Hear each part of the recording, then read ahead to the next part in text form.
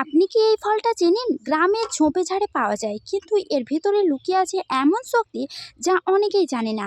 আজ আমি বলবো কেন এই পটকা ফল কাউকে দিতে মানা করা হয় আর এর আসল উপকারিতা কি।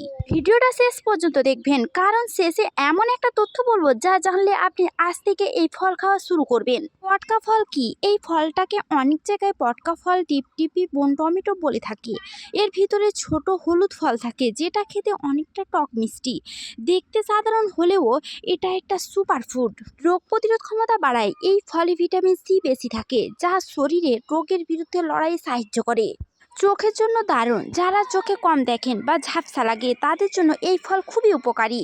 ডায়াবেটিস নিয়ন্ত্রণে সাহায্য করে। রক্তে শর্করা মাত্রা নিয়ন্ত্রণে এই ফল দারুণ সাহায্য করে থাকে। ত্বক সুন্দর করে। ত্বকের দাগ, ব্রণ কমাতে সাহায্য করে। একদম ন্যাচারাল গ্লো দেয়। ওজন কমাতে সাহায্য করে। কম ক্যালোরি আর বেশি ফাইবার থাকায় দ্রুত ওজন কমাতে এটি খুবই সাহায্য করে থাকে।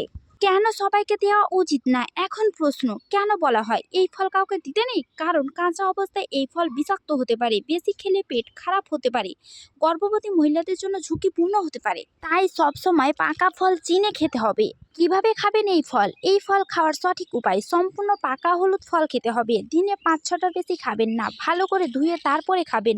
তো বন্ধুরা, এ তো উপকারিতা একটা ফলে, যেটা আমরা অবহেলা করি। আজ থেকে খাওয়া শুরু করবেন। তবে সাবধান, ভিডিওটি ভালো লাগলে লাইক, শেয়ার আর সাবস্ক্রাইব করতে ভুলবেন না।